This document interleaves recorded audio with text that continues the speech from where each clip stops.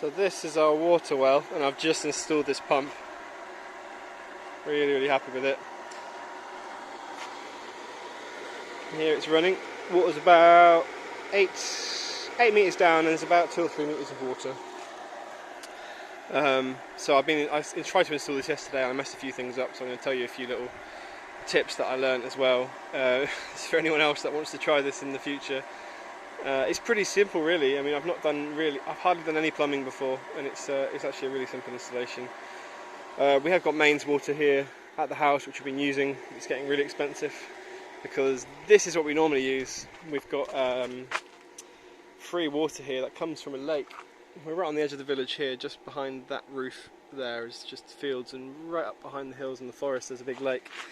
And every house in our village has access to this lake water from about April till October. And as we had no rain this winter or spring, unfortunately it's all dried up. And we've run out, so this is what I've been doing today. And yeah, it's working really good. Need to find a slightly better way here of connecting the hard pipe to the soft pipe. I could finally give all these trees a good soak. My peaches here are they're suffering. But they're okay. But they really need a good soak. Some of them are almost ready, like this one here. And yeah, you can see the pressure's pretty good. Not bad at all. Absolutely fine for watering the garden. And I think I'm going to eventually connect this up to the house as well. Find a slightly different system. I'm going to have to dig up, but when I lay some new paving towards the house, I'll probably lay it underneath. Yeah, really happy with it. A few things that I've learnt when it comes to installing a pump, and if you're looking at doing this, first of all, it is really simple. This pump cost about 200. I've actually forgotten now. It was a while ago I brought it. I think it was 200 or 300 lev. This pipe work, I can't remember how much I've spent on pipe work. Maybe 30 to 50 lev. These fittings can add up if you need a lot of these fittings, but they're really easy to put together. I've got one here that I broke, but it's really simple. You just all screw apart, push together over the pipe. I use some PTFE tape as well to give it a bit more strength and security, which it did need actually. So this is one of the first things I've learned, is that you can't have any leakages in the intake. So here's the intake, goes straight down to the well.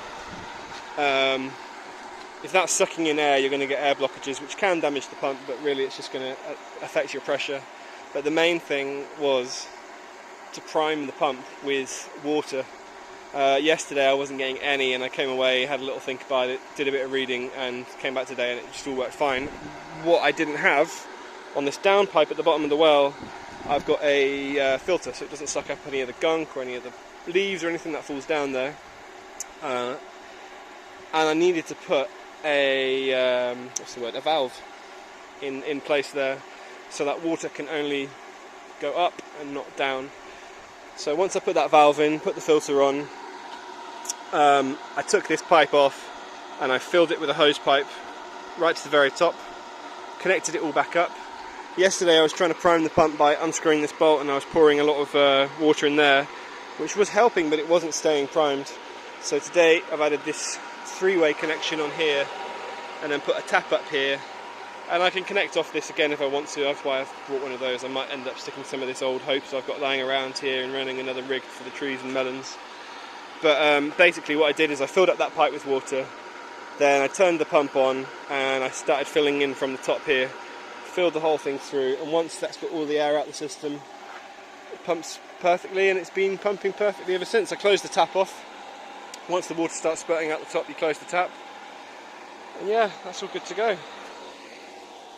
So I can finally give the garden a good soak and see if I can get some life back in this lawn and save some of my dying tomatoes and peppers over there. Even these grapes look a bit sorry for themselves, but everything needs a good soak.